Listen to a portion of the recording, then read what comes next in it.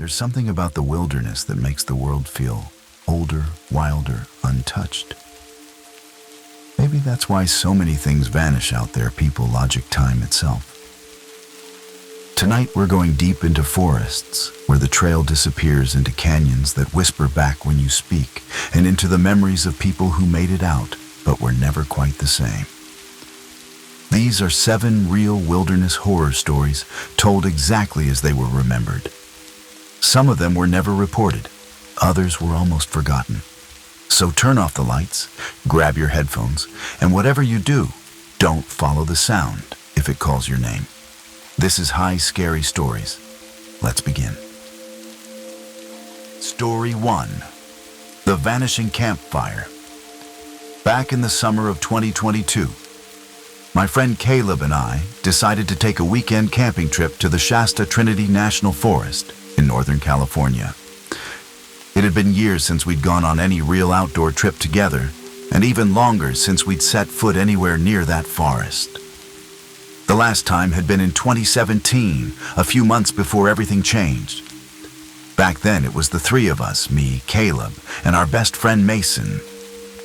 We'd camped by a shallow creek, told ghost stories by the fire, drank too much cheap beer, and woke up to the sound of birds instead of alarms. But that trip ended with Mason disappearing on a solo hike to gather firewood. We never found him. Search teams combed the area for days. Helicopters flew overhead, but he was just gone. No trace, no sign, just gone. Since then, neither of us had ever talked about going back until now. It was Caleb's idea, of course. He said it might bring us closure, help us process things after 5 long years. I wasn't sure if I believed him, but part of me needed to see that place again.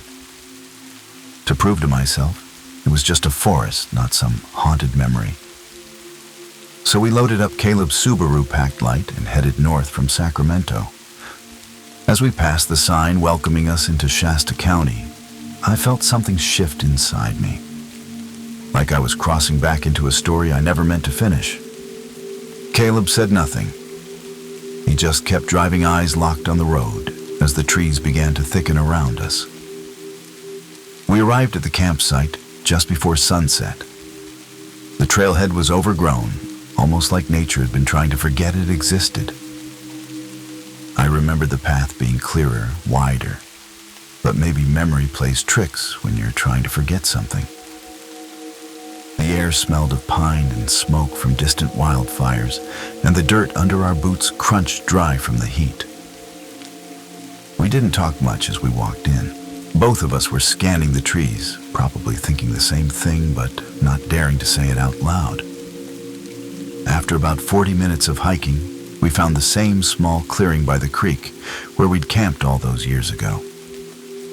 It looked eerily untouched. Same mossy log we'd used as a bench. Same fire ring of blackened stones. The only difference was the silence. It felt thicker now, heavier, like the forest was holding its breath. Caleb dropped his pack and started setting up without a word. I stood there for a moment, frozen, letting the memory settle in. I could still see Mason crouched by the fire pit, grinning with marshmallows skewered on a stick. The image hit me hard. I shook it off and joined Caleb, telling myself this was just a trip. Just 2 friends, 1 forest, and nothing else. That first night started off simple enough. We got the fire going, cooked up some foil-wrapped hot dogs, and passed around a flask of bourbon Caleb had brought. The mood was light at first, like we were trying to pretend this was any other camping trip. But as the fire crackled and the stars came out, the conversation started to slow. The woods around us felt too quiet. No owls, no insects, not even the wind rustling through the trees. Just stillness. Caleb stared into the flames, poking at the embers with a stick, and finally said, "It doesn't feel right, does it?" I didn't answer. I didn't need to. We both knew what he meant. I tried to shake the feeling, and called it a night early, crawling into my sleeping bag under the tarp we rigged between two trees. The bourbon hit me hard, and I slipped into a strange half-sleep. I kept dreaming. I heard footsteps light, cautious, circling our camp. At one point, I thought I saw a figure standing just past the tree line, but when I blinked, it was gone. I told myself it was just my imagination, just the forest playing tricks on me, like it always does in the dark. The second night was colder, even though the forecast had promised warmer temperatures. We spent the day hiking around the nearby ridge, not talking much, both of us lost in our own thoughts. Caleb kept glancing over his shoulder, like he expected someone to be following us. I didn't call him out on it, because I was doing the same thing. The whole area felt wrong, like the trees were leaning in closer than they had yesterday, like the air had gone stale. When we got back to camp just before dusk, the fire pit looked different. I couldn't place it exactly. Maybe the ashes had shifted, or the rocks weren't in the same arrangement. But something felt off. We chalked it up to memory and fatigue, and got the fire going again. We didn't drink much that night. Neither of us wanted to dull our senses. I remember lying in my sleeping bag, staring up at the dark canopy above us, trying to ignore the faint rustling I kept hearing behind the tent. At some point, I must have drifted off, but I woke up maybe an hour later, heart racing because something was different. The fire was burning again. We had definitely put it out before going to sleep. I remembered watching the last of the embers die out. But now it was alive, a small, steady flame, flickering in the pit. And someone was sitting next to it. Not moving. Just sitting as if they'd been there the whole time. I couldn't see their face, just their silhouette outlined by the firelight. My mouth went dry. For a long moment I couldn't move, couldn't breathe. I thought it was Caleb maybe just getting up early. But then I looked to my left and Caleb was still asleep right beside me. I didn't move at first. My mind scrambled for an explanation. Maybe it was another camper someone lost who stumbled into our sight by mistake. But deep down, I knew better. The figure by the fire wasn't acting like someone in need of help. They were too still, too composed, like they belonged there more than we did. The longer I stared, the more I felt something familiar about them. And the way they sat, the tilt of their head, even the shape of their shoulders. It was impossible, but every detail screamed one name in my head. Mason. I blinked, trying to shake the thought loose. Mason had been gone for 5 years. Vanished, declared missing, presumed dead. There was no way it could be him. But then the figure leaned forward, and the firelight caught just enough of his face to make my stomach turn. It looked like Mason. Not exactly. His face was thinner, sunken, his eyes darker, like the color had drained from them. His hair was longer, tangled and matted, but the jawline, the nose, the expression, it was him. And he was staring straight into the woods, not at me, not at Caleb, just watching something we couldn't see. I whispered Caleb's name, trying not to make a sound. He stirred confused and then sat up and froze. I felt his body tense beside me, heard his breath catch in his throat. We didn't say a word to each other. We both knew. It was Mason or something that wanted us to believe it was. Then without a sound, the figure stood and walked slowly toward the trees, never looking back, disappearing into the darkness as silently as it had appeared. Caleb turned to me, eyes wide. That wasn't possible, he muttered. And I couldn't disagree. The moment Mason, or whatever that thing was, disappeared into the trees, Caleb and I sprang into action. We didn't even need to speak. We packed in silence, shoving gear into our packs with trembling hands, dousing the fire completely this time. Every snap of a twig or whisper of wind made us flinch. It felt like the forest was watching us now, aware we had seen something we weren't meant to. As I rolled up my sleeping bag, my foot struck something soft near the fire pit.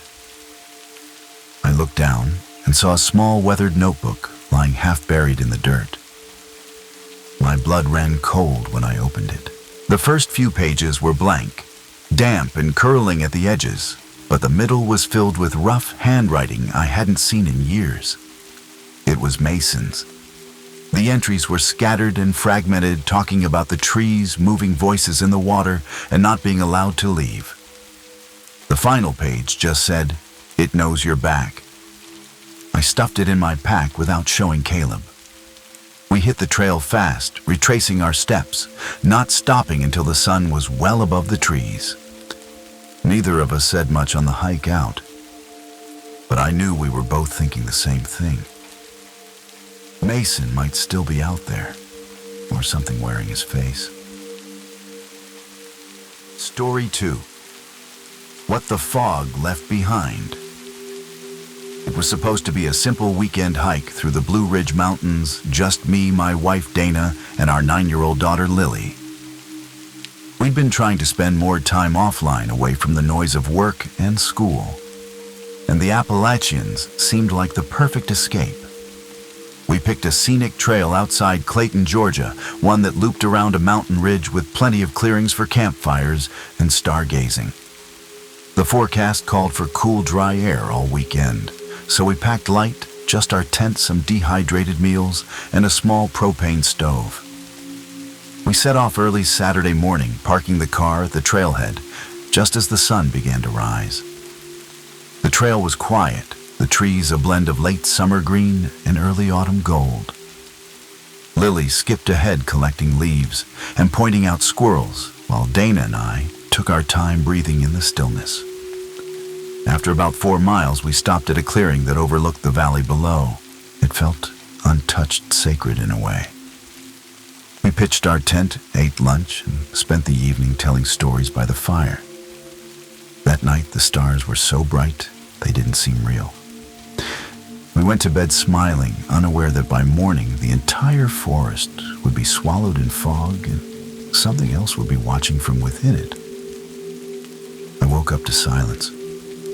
Not the peaceful kind, but the kind that presses against your ears like static just out of reach.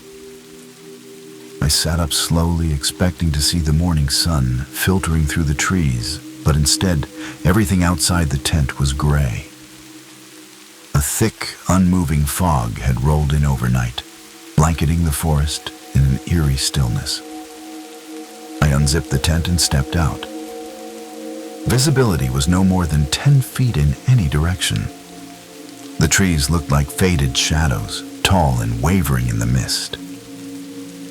I called out to Dana, who was already up crouched by the cold fire pit with a confused expression. "I haven't heard a single bird this morning," she said.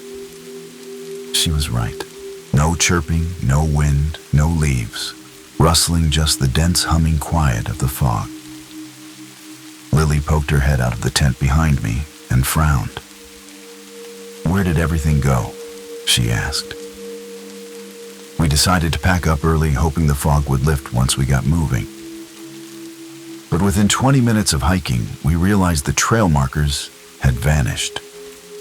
We followed what we thought was the right path, but it quickly began to twist and slope in unfamiliar ways. GPS gave us nothing but spinning dots. Every few minutes, we'd stop and try to get our bearings, but the fog seemed to rearrange the landscape around us. Dana's voice grew sharper, edged with panic. I tried to stay calm for Lily's sake, but something felt deeply wrong. The trail was gone. The sounds were gone. And the more we walked, the more it felt like we weren't alone in that fog. Like something was walking just beyond the edge of our vision, matching our pace, waiting for us to realize it was there. It started with a whisper, soft, distant, and so faint, I almost thought I imagined it. We had stopped to rest on a fallen log, trying to decide whether to keep going downhill or double back uphill when I heard my name. not in a creepy, ghostly way.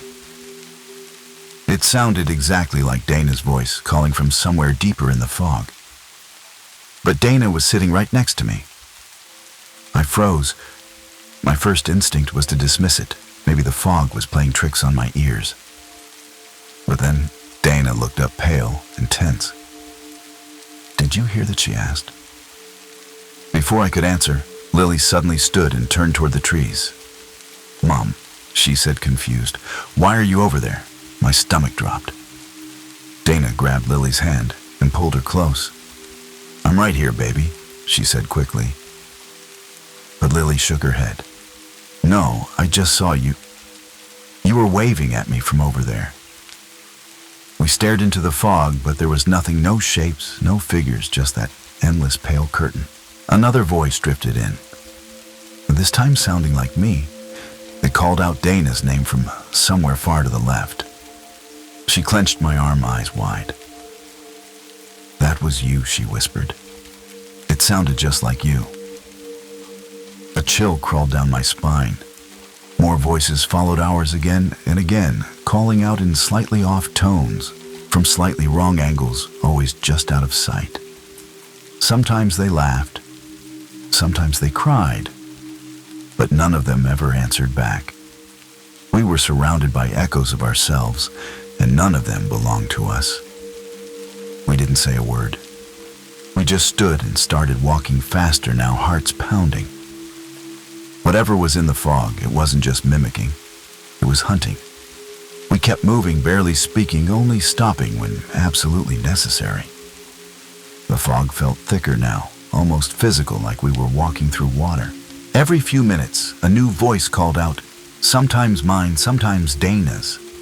And once horribly, it was Lily's voice from behind us, even though she was right there between us. I tried not to react, tried not to let her see how shaken I was. But then, in the span of a few seconds, then everything unraveled. We crested a small hill and Dana slipped on a patch of damp leaves. I reached out to steady her, letting go of Lily's hand for just a moment. That was all it took. When I turned back, Lily was gone. My voice cracked as I shouted her name, spinning in every direction. Dana screamed, running toward the trees, calling over and over. We searched the area frantically, our feet stomping through wet underbrush, lungs burning. But there was no sign, no footsteps, no cry, no movement. Just fog. And then faintly we heard Lily's voice again. Except it wasn't scared. It was singing. Soft, steady, the same tune she'd hummed in the car that morning. It was coming from deep in the trees. Dana started to run, but I grabbed her. Because that voice didn't sound quite right anymore. I held Dana back with both hands, her fists pounding against my chest as she tried to break free. She screamed Lily's name, sobbing, but I couldn't let her go, not toward that voice. Because the longer it sang, the more I realized it wasn't Lily. The pitch was almost perfect, but not quite. The melody was too steady, too emotionless. It looped exactly the same every time, like a recording. My skin crawled. Dana finally stopped struggling when the singing cut off a mid-note, replaced by silence so sharp it rang in my ears. Then the voice called again, cheerful and sweet. "Mommy, come see what I found." That was when I knew. The thing out there wasn't just copying her voice. It was using it, luring us. Bait. I could barely breathe. "It's not her," I whispered.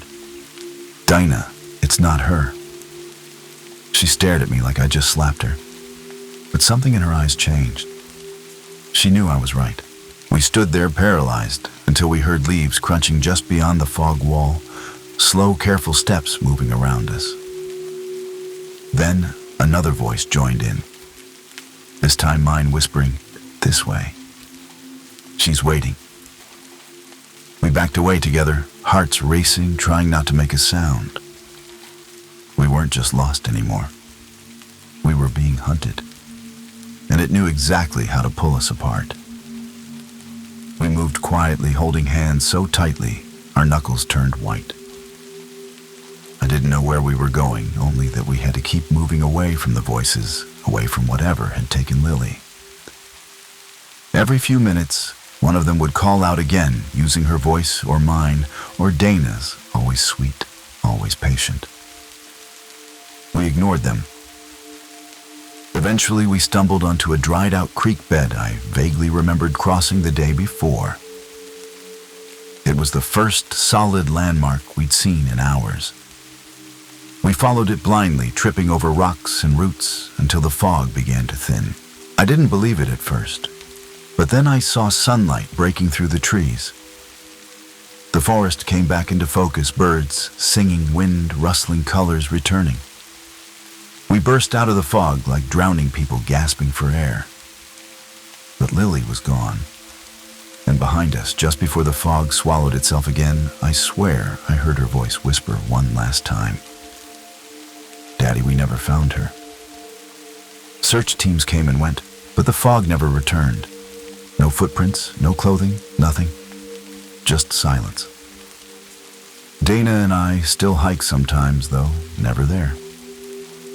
And every so often in the dead quiet of early morning, I hear her humming that same tune somewhere just beyond the trees. Story 3. The Devil's Shortcut. I was driving through southern Utah on my way to meet a few friends for a weekend hike in Bryce Canyon. The route was long and dry, with nothing but open desert and red rock on either side of the highway. After 6 hours on the road, I stopped in a small town called Escalante to fill up my tank and grab a cold drink. The gas station was barely more than a shack, dusty, sun-bleached, and completely silent, except for the low hum of a fridge in the corner. As I paid the old man behind the counter, asked where I was headed. I told him I was planning to camp near the West Rim and maybe cut through a few lesser-known trails. He narrowed his eyes and nodded slowly. You want a shortcut? He asked. There's an old access trail that'll save you an hour, maybe more. Not on most maps anymore. I should have said no, but I was tired and didn't think much of it. He gave me vague directions past an old cattle gate left at a dried-up creek bed. Follow the canyon until the sandstone splits. It didn't sound complicated. As I pulled back onto the road, the shortcut felt like a lucky break. But something in the man's voice had stuck with me. Not a warning, almost like a dare. About an hour later, I found the cattle gate he'd described. It was rusted and hanging crooked, barely attached to the posts that once held it in place. There were no signs, no trail markers, just a faint dirt path that curved off into a narrow sandstone canyon. I paused for a moment, second-guessing myself, then shrugged and pushed forward. The trail was rough, but manageable. Scrubby brush clawed at my jeans, and the heat pressed down like a weight on my shoulders. At first, I was impressed by how direct the route seemed. It cut cleanly through the desert, hugging the walls of the canyon like a natural tunnel. But after about a mile, things started to feel off. The rock formations began to twist unnaturally, jutting out at odd angles like frozen waves or gnarled fingers reaching from the earth. There was no wind, no birds, no buzzing flies, just my boots crunching in the gravel and the sound of my breath echoing off the stone. I tried using my phone to check my location, but it couldn't get a signal. No map, no compass reading, just a blank screen. That's when I noticed a cluster of small piles of stones stacked in neat towers along the trail. Dozens of them perfectly balanced, arranged with too much care to be random. I slowed down, uneasy.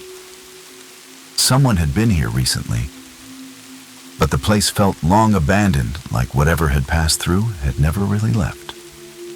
I kept walking, though every instinct was telling me to turn around. The cairns, those stone stacks, grew denser as the canyon narrowed. Some were no taller than my knee, while others reached shoulder height. Each one was just slightly different, like they'd been arranged with care, even reverence. That's when I noticed something else. Tied around the base of a few of them were strips of faded fabric. Some looked like bandanas, others like torn shirts. One had what looked like a shoelace threaded through it, knotted in a loop. I leaned in to examine one more closely and saw a crude symbol scratched into a flat rock at its base. It looked vaguely like an eye, with jagged lines bursting out around it. I stood up fast, heart starting to pound. The canyon seemed darker now, though the sky above was still clear. I pushed ahead, hoping the trail would widen out or connect back to a more familiar path. Instead, it opened into a small clearing surrounded by boulders, and in the middle of it was a half-collapsed campsite. A fire ring of blackened stones. A torn backpack slumped against a log. A metal cup overturned in the dirt. The fire pit was cold, but fresh footprints circled around it, too large and deep to be mine. That's when I saw the worst part, a half-rotted animal skull placed neatly in the center of the ring, resting on a bed of dry, red-stained moss. It wasn't the desert that had swallowed this trail. Something else lived here, something that didn't want to be found. I stepped back from the fire ring, every nerve in my body lit up with unease. The silence had changed. It wasn't just quiet, it was watchful. I scanned the canyon walls, the boulders, the crevices above me, half expecting to see someone crouched in the rocks. No one. But the feeling didn't leave. I turned to leave the clearing and nearly tripped over something buried beneath the sand. I brushed it off, expecting a root or maybe part of the old tent, but it was a phone. A cracked, half-dead smartphone screen, shattered, wedged into the dirt like it had been dropped in a hurry. The strangest part, it was still on. The battery icon blinked red, but the screen was open to the camera roll. My hands trembled as I tapped to scroll through. The images were chaotic, blurry shots of the canyon close-ups of rocks, then one clear photo of a person's face. A young guy, eyes wide, sweat on his forehead, looking terrified. In the background behind him, just barely visible in the blur, was another figure draped in something like fur or hide, watching him from the rocks. I dropped the phone. My skin felt cold despite the heat. I was being watched, not just followed, studied, like I had wandered into something ancient and it had just noticed me. I didn't run at first. I should have, but my body locked up, frozen between disbelief and dread. I picked up the phone again, flipped to the next photo. It was darker, taken at night, lit by the dim glow of a campfire. 4 or 5 figures stood around it, wrapped in layers of tattered clothing faces, hidden behind masks made of bone and wood. They held something in the center, something limp, arms and legs dangling. I couldn't tell if it was a person or an animal. The next image was completely black. That was the last photo. Suddenly, a sound echoed from deeper in the canyon, a rhythmic thumping like a drum being beaten slowly and deliberately. Then came voices low, chanting in a language I couldn't place, somewhere between a growl and a whisper. I backed away from the clearing, careful not to make noise, but a sharp crack behind me spun me around. Someone or something was moving just out of sight between the rocks. I ducked low and moved fast, sticking to the canyon wall, trying to retrace my steps. The path had changed. The stone stacks were different now, taller, more elaborate, some of them marked with fresh blood. I kept moving hard in my throat until I came to a split in the canyon I didn't remember. The drumbeat grew louder behind me. I picked the left path at random and sprinted, barely able to breathe. As I ran, I glimpsed them again, those same masked figures standing silently on the ridge above me, watching. They didn't chase. They didn't speak. They just stared like they already knew where I would end up. Like they were guiding me, hurting me. And the worst part, a small part of me started to believe I was exactly where they wanted me to be. I didn't stop running until my legs gave out. My lungs burned and my vision blurred from sweat, but I kept scrambling forward, scraping past rocks and ducking under low-hanging ledges. The chanting faded, then stopped entirely, which somehow felt even worse. I finally burst out of the canyon mouth and onto a gravel service road collapsing beside a faded trail marker. I lay there for minutes, gasping, half expecting one of them to emerge behind me. But nothing came. The silence returned, not peaceful this time, just empty. I made it back to my car hours later, blistered, bleeding, and shaking. Before I left, I looked back toward the entrance of that narrow canyon. Nothing moved, just wind and dust. I drove straight through the night without stopping. When I finally checked the phone I'd taken, it was dead. Completely fried. No data, no trace, just a blank screen. Whatever I saw out there didn't want to be remembered. But I do. 3 months later, a photo appeared on a missing hiker bulletin at a ranger station near Escalante. It showed the same canyon clearing the same fire ring and my backpack half buried in the sand. But I never went back. And I never told anyone I'd left that phone behind on purpose. Story 4. Static on the Ridge.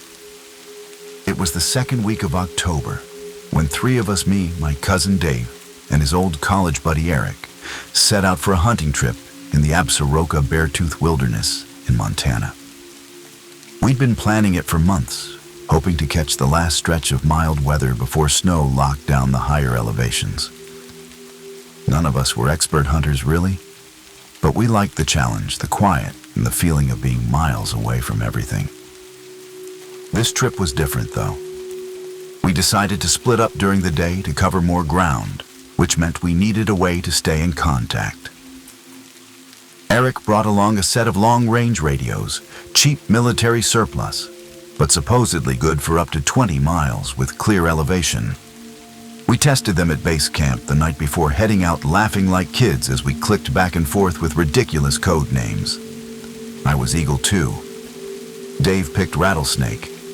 Eric, the self-appointed leader, went with Ghost 1. The plan was simple: spread out along the ridge for the day hunt solo and check in every hour.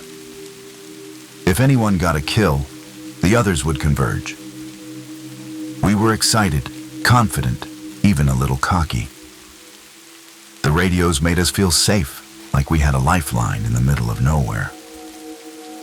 But by the end of the second day, I would have given anything to destroy that radio and never hear a single whisper of static again. The first day passed without issue. We each hiked our stretch of the ridge, checked in every hour on the dot, and regrouped at camp by sunset, with nothing more than sore legs and empty hands. That night the air turned colder and the wind picked up. I remember staring at the stars from inside my tent, silence so complete I could hear my own heartbeat. The next morning, I set off earlier than the others, hoping to track a group of elk we'd spotted at dusk the night before. About 2 hours in, I stopped to rest under a dead tree and reached for the radio to check in. Eagle 2 to Ghost 1, do you copy? Nothing. Just soft static. I clicked again. Rattlesnake, you there? Still nothing. I adjusted the channel, moved to higher ground, tried again. That's when the static changed. It was faint at first, like someone was whispering just beneath the noise. I turned the volume up and pressed the unit to my ear. Through the white hiss, I heard it my name. Not my call sign, my actual name. Jacket said, drawn out like a breath. Then it cut out. No click, no response, just dead air. I stood there for a long minute, staring at the trees. No one else knew where I'd gone. I hadn't given exact coordinates. I told myself it was interference, maybe a prank. But something in my gut twisted, because whoever said my name knew exactly how to say it. I tried calling again, switching channels and scanning the frequencies like I was flipping through a haunted radio dial. Nothing but static. No confirmation, no voices, just the occasional flutter like something brushing against the signal. I climbed another 100 feet or so to a rocky outcrop overlooking the tree line, hoping for a clearer connection. The view was stunning, snow-capped peaks to the west, golden aspens glowing below, but the beauty didn't settle me. I felt watched. Not just in that generic alone in the woods way, but like someone was standing just behind my shoulder, waiting for me to notice. Then I saw it. Tucked into the brush below, about 50 yards down a steep incline, was something metallic. I scrambled down the slope, brushing aside branches and sliding on loose dirt until I reached it. It was another radio, just like ours. Same model, same green casing, cracked and covered in pine needles. But this one was old, weather-worn, and half-buried like it had been sitting there for years. I turned it over in my hands. The battery panel was missing, and the antenna had been bent sharply at the base. I was about to set it down when it made a sound. A sharp pop followed by a sudden crackle of static. I nearly dropped it. Then through the speaker came the same whisper I'd heard earlier, only this time it was louder, clearer. My name again. Jack. A pause. Don't leave. That voice. It didn't sound like Eric or Dave. It sounded younger, tired, almost like someone crying between words. My stomach turned. I looked around the woods, suddenly aware of how deep I'd wandered. This wasn't interference. It was a message. From someone or something that should have been long gone. I stood frozen with that busted radio still buzzing faintly in my hand. The voice had sounded so real, so human, it was impossible to chalk up to static or interference. I crouched low and pulled my working radio from my belt, flicking it to the emergency channel Eric had set up just in case. "Ghost 1, come in," I whispered. "I need you to respond. Now." The speaker hissed, then silence. I tried Dave's channel. Nothing. My hands started to shake. That's when the old radio in my lap let out another burst of sound. Not just my name this time. "He's coming," it whispered, the voice trembling like it was on the verge of panic. "Don't answer. Don't follow the light." Then silence again. I scanned the area, heart pounding. There was no movement in the trees, no footprints nearby but mine. The voice sounded young, late teens maybe, and something about it jogged a distant memory. When I got back to camp later that night, I rummaged through the emergency binder Eric kept in his pack. Old maps, printouts, and a few clipped newspaper articles. One headline stopped me cold.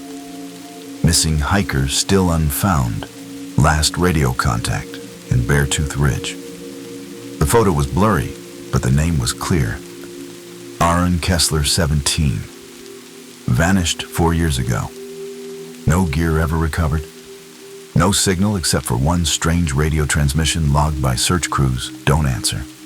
Don't follow the light." My blood ran cold. It was the same voice. The same warning. Whatever had reached out to him was reaching for me now. And I had a sick feeling it wasn't done talking. I didn't sleep that night. I lay in my tent staring at the ceiling radio clutched to my chest, waiting for another voice to break the silence. Nothing came, but I could feel something out there. Watching. Waiting. The next morning, I showed Eric and Dave the newspaper clipping. Eric brushed it off, at first said maybe the signal had bounced off something, picked up an old frequency, or maybe the whole thing was some kind of prank from a nearby group. But Dave looked pale. He remembered the story. said he'd read about it online when planning the trip. Aaron Kessler had gone missing during a solo hike on the same ridge we were on now. According to the search reports, his last known communication was a frantic, half-broken radio message, saying he saw lights in the trees that didn't make sense, too bright, too close, no sound. No. Then he warned not to follow them. After that, the line went dead. They never found a body. No camp, no gear. Just one unpaired boot and a melted section of radio casing like it had been exposed to intense heat.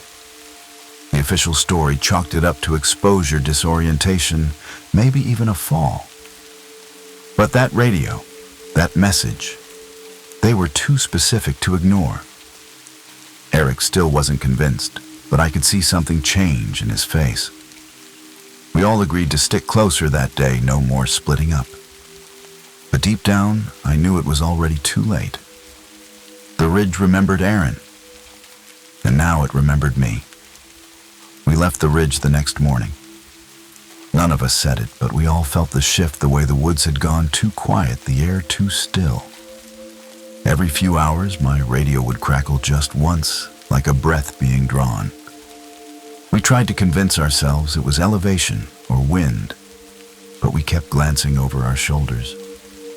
The trail out felt longer, like the forest didn't want to let go. As we neared the parking area, I pulled out the busted radio one last time. The screen was dead, but as I turned it in my hands, as it gave a final hiss of static. Then faintly, that same voice whispered, "He knows now." I dropped it, and none of us picked it up. We drove home in silence, each of us changed in ways we couldn't explain. A week later, I tried to find that news article again, but it was gone, scrubbed from the website, the archive, everything. No mention of Aaron Kessler, no record of that search. But I still have the clipping, folded stained reel. And sometimes, late at night, I turn my radio on and listen. Not because I want to hear it again, but because I'm afraid I already will. I haven't been back to Montana since. Sold the radios, burned my gear. But sometimes when I drive through quiet places with no cell service, I still hear faint static in the background. Just a flicker, a whisper, and every time it sounds a little closer than the last. Story 5. They came in orange vests. It was early June when my friends and I planned a 4-day backpacking trip through Mount Hood National Forest in Oregon. There were 5 of us, me, Jordan, Lisa, Nate, and Kim, and we'd been doing these summer hikes together since college. This year, we wanted to try something a little more remote and away from the usual tourist trails and crowded campgrounds. Jordan had mapped out a loop trail that took us deep into a less traveled section of the forest near an old logging route that had supposedly been decommissioned decades ago. The idea was to hike out 2 days camp near a glacier-fed lake, then circle back a different way. We weren't amateurs. Everyone had solid gear, GPS backups, and basic first aid training. But the area was wild enough that we took it seriously. On the first day, the weather was perfect, blue skies, cool air, and the sharp scent of pine everywhere. We made good time, set up camp before sunset, and spent the evening cooking freeze-dried meals and trading old stories. It felt like we were the only people for miles. But the next morning, less than an hour into our hike, we saw movement ahead. 2 men in bright orange safety vests stepped out from behind the trees and waved us down. They looked like forestry workers, hard hats, gloves, work boots. One of them smiled and said the trail's closed ahead. Reroutes marked off to your left. It seemed official enough. But something about them felt wrong. We slowed to a stop as the 2 men approached. Their tone was casual, even friendly, but there was a stiffness in the way they moved, like they were acting out a role they hadn't quite rehearsed. The taller one did most of the talking, repeating that the trail ahead was under maintenance due to erosion, and that a temporary path had been cleared to loop us around safely. He pointed to a yellow ribbon tied to a nearby tree. "Just follow the markers," he said, smiling too wide. "You'll link back up in about 2 miles." We thanked them and started toward the flagged detour, but Lisa hesitated. She tugged on my arm and whispered, "Did you notice their gear?" I looked back. Both men had identical boots, brand new, spotless, not a trace of dust or mud on them, despite supposedly working in the woods. No visible tools, no radios, no forestry badges. And their vests looked too clean, like they'd come straight out of the packaging. Nate shrugged it off, saying maybe they were just volunteers, but I couldn't shake the feeling. Still, we followed the markers. The trail wound deeper into the forest, narrower than before, less traveled. The orange ribbons seemed freshly tied. For a while, we laughed it off, blaming nerves, city instincts. But 20 minutes in the forest got quieter. And when we stopped to check our map, we realized something none of us had noticed earlier. Our phones had all lost service, every single one. Kim tried to pull up the downloaded GPS. Nothing. And that's when we heard it. A twig snapping behind us. Not a squirrel, a boot. Deliberate, close. We froze, every instinct suddenly alert.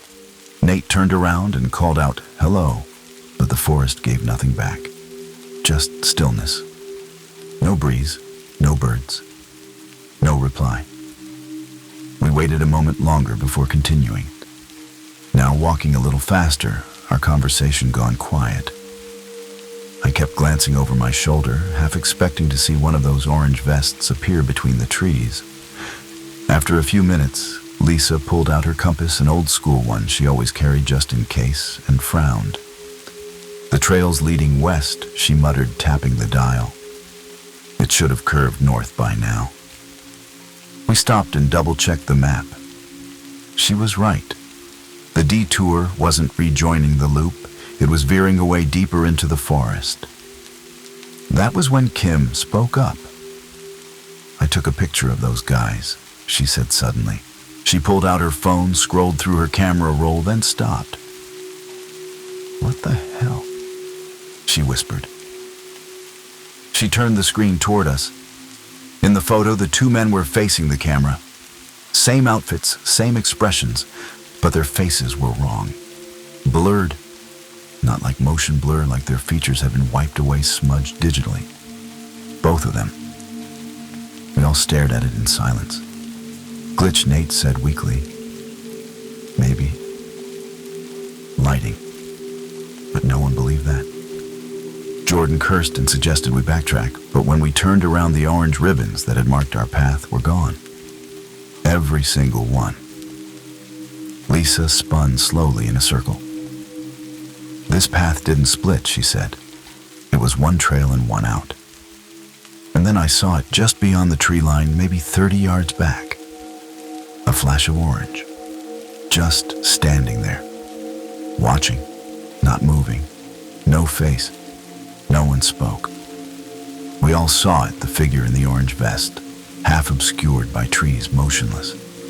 It didn't move toward us. It didn't call out. It just stood there like it had been watching the whole time. My mouth went dry. Lisa grabbed my arm, whispering, "We need to go. Now." We didn't run, not yet, but we walked fast, eyes scanning every direction. The forest felt warped somehow, like the trees were bending closer, the trail stretching unnaturally long. It didn't take long before we saw another figure, this one off to the right. Same vest, same stance. Still. Watching. "They're surrounding us," Nate muttered. Kim began to cry softly, clutching her pack straps tight. Why are they just standing there? We didn't have an answer. We kept moving, hoping the trail would lead somewhere, anywhere, but every step made the woods feel deeper, older, more wrong. Then we saw at a clearing up ahead our original campsite. Somehow, impossibly, we'd circled back. The fire pit was still there, our boot prints still fresh in the dirt. But there was something new. Dozens of small sticks arranged in the shape of a crude symbol, something like an eye surrounded by jagged points, placed right at the center. Jordan stepped forward, but I stopped him. "They want us back here," I said. And as if on cue, we heard it footsteps, many of them moving slowly just beyond the tree line surrounding the clearing. I pulled out my phone again, heart hammering, and opened the camera.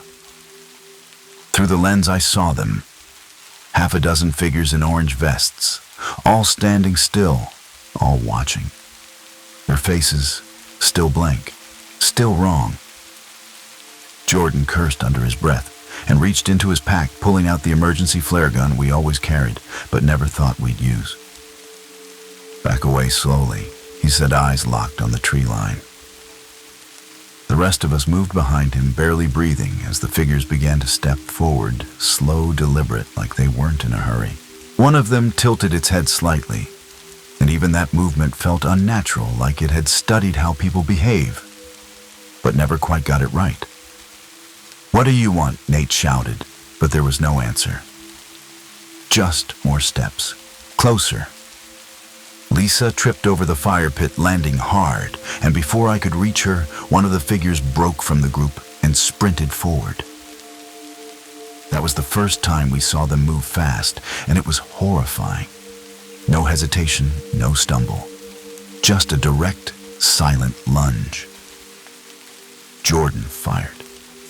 The flare hit the ground in front of the charging figure, bursting into a blinding red flame. It stopped, instantly retreating, as the others did too, shrinking back into the shadows, like they'd been burned by something more than fire. We grabbed Lisa, hauled her to her feet, and bolted. No trail, no markers, we just ran. I don't remember how long or how far. I only remember the sound of something following us just out of sight, always keeping pace. They didn't speak. They didn't need to. Whatever they weren't people. Not anymore. And they weren't done with us. Not yet. We didn't stop running until we hit a service road, just a narrow strip of gravel cutting through the woods like a lifeline. We collapsed there, gasping for air, surrounded by silence again. But this time, it felt different.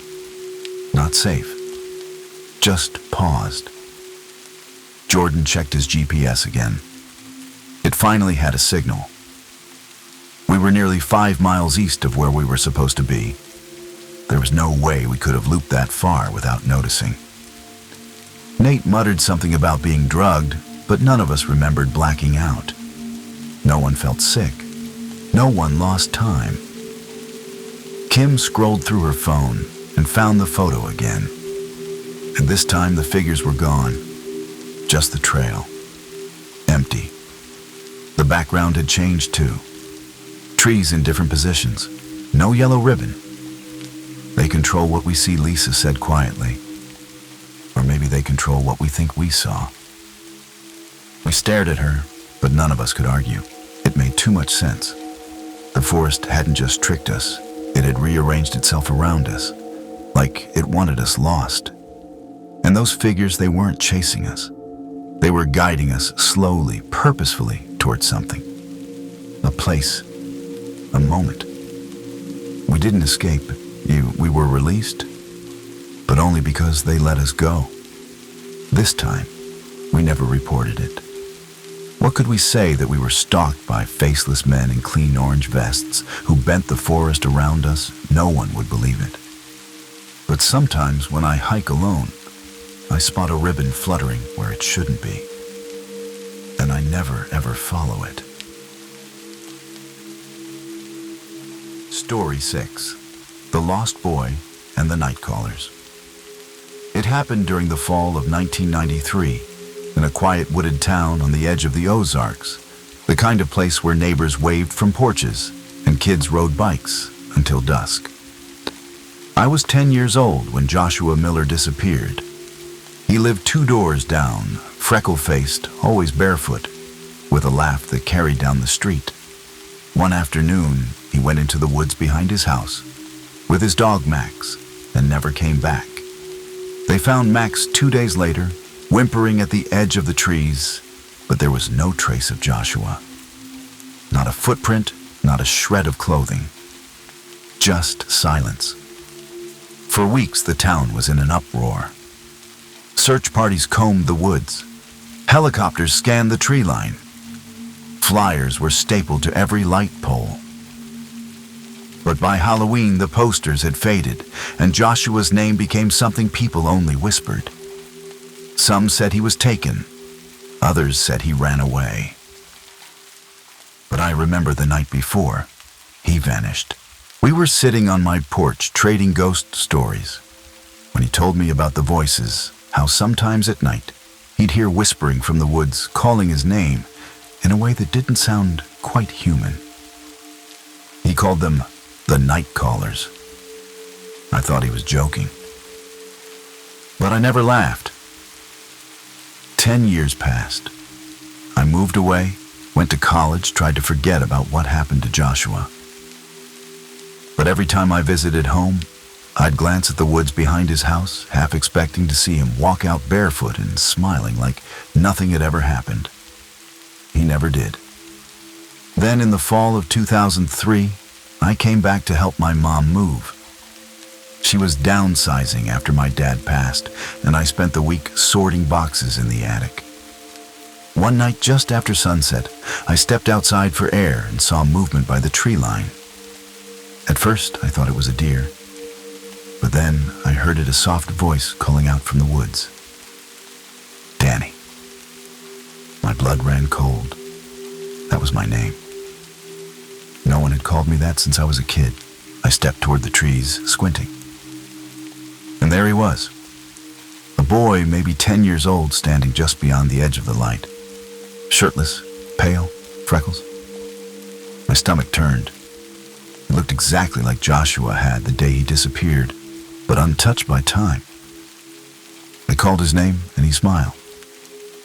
"You remember me," he said.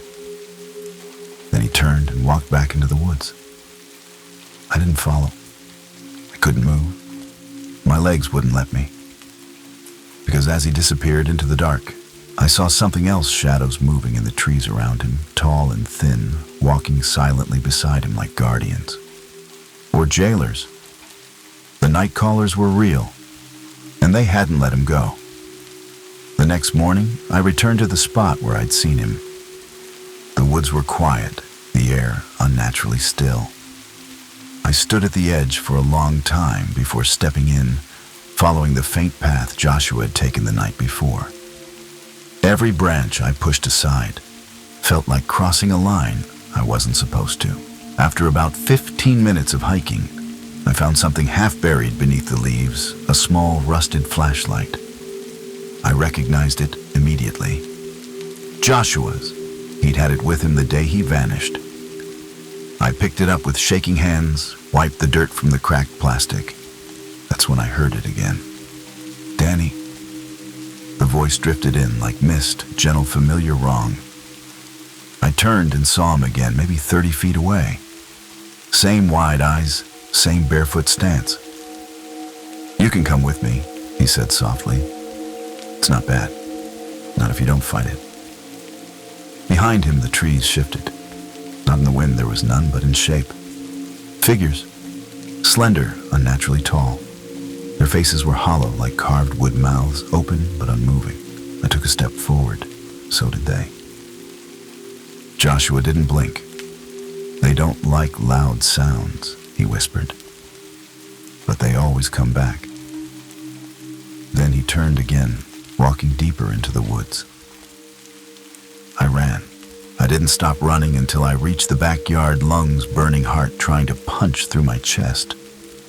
But even as I stood there bent over and shaking, I could still hear them soft voices drifting through the trees.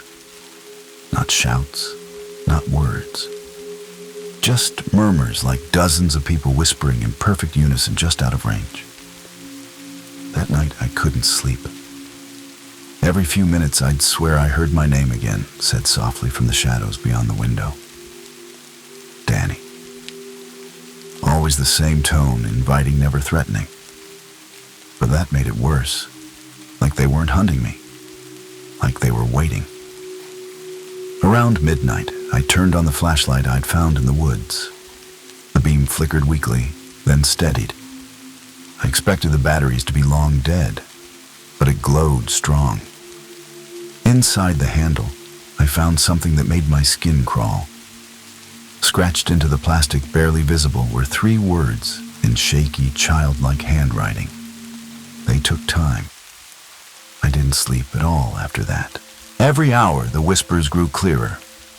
Some of them started using other voices. I recognized my mother's, my father's, even my own. Like they'd been listening, learning. I closed the blinds, pulled the blankets over my head, but I knew they were still out there, standing silently in the dark, waiting for me to make a sound. Joshua had warned me.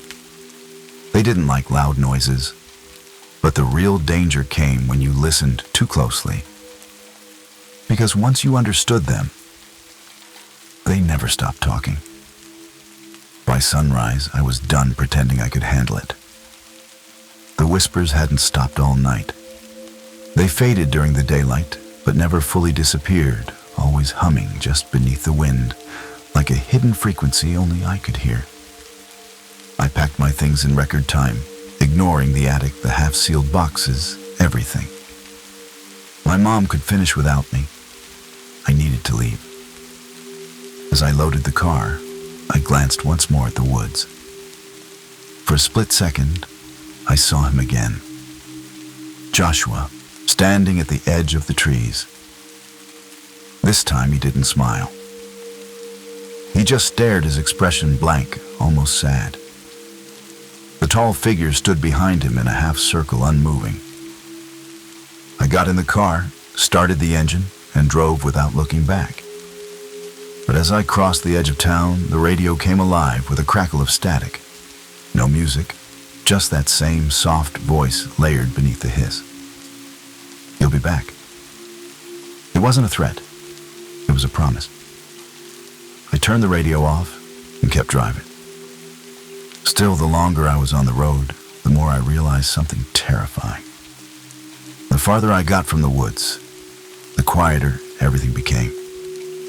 Too quiet, as if the world itself was holding its breath, waiting. It's been years since I left that town, but the whispers never stopped. They don't come every night, but when they do, I wake up already knowing they've returned. Sometimes I hear Joshua's voice calling from the woods outside my apartment. Even though I live 3 states away, I've moved 4 times. It doesn't matter. They always find me. I don't tell anyone. Who would believe it? I sleep with a radio on now, full volume, blasting white noise to drown them out. But every so often, through the static, I still hear them say my name. Story 7. Welcome to Deadman's Hollow. They say Deadman's Hollow got its name after a mining accident back in the early 1900s, an explosion that buried 13 men alive beneath the hills. But by the time my girlfriend Jenna and I pulled into the trailhead parking lot that cloudy afternoon, the story had morphed into something more sinister. Some said the miners never died. Others claimed you could still hear them digging, calling out from beneath the earth. For Jenna, it was just a spooky name, attached to a peaceful, out-of-the-way hiking spot. For me, it was a place I'd been warned about since I was a kid.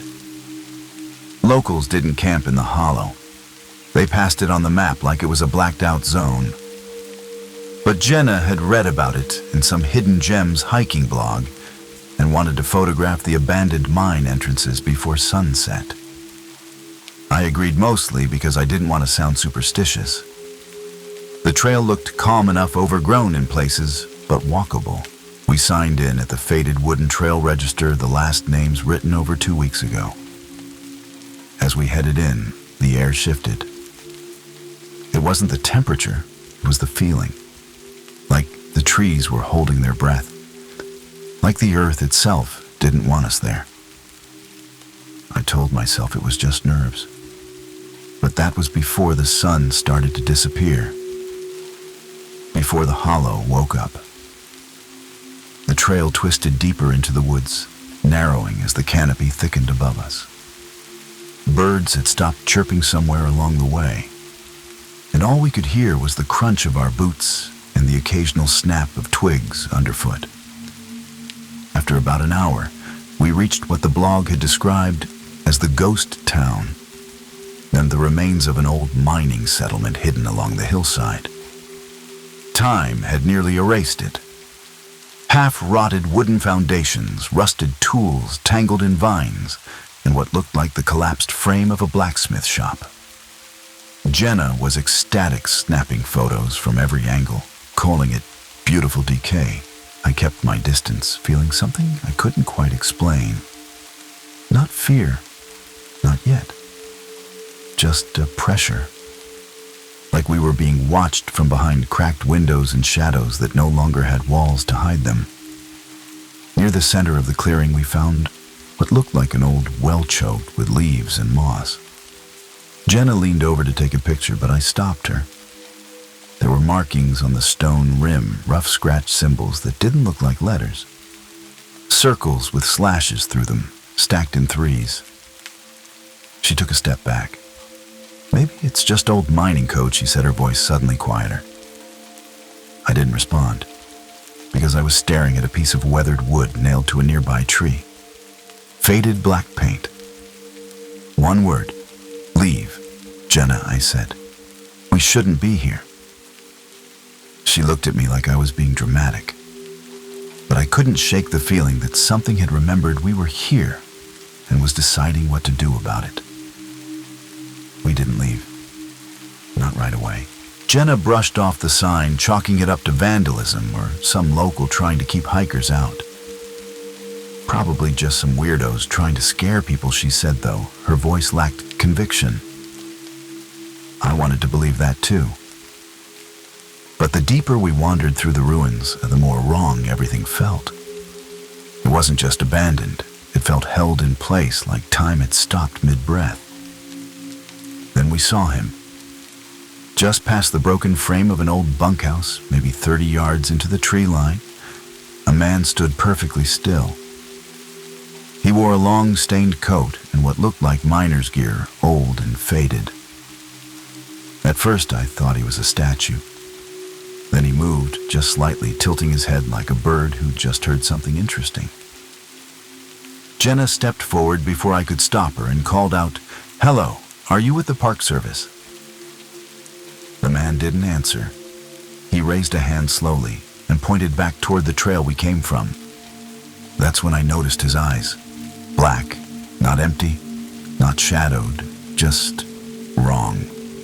Like looking into a well with no bottom. We didn't wait. We turned around and started back fast.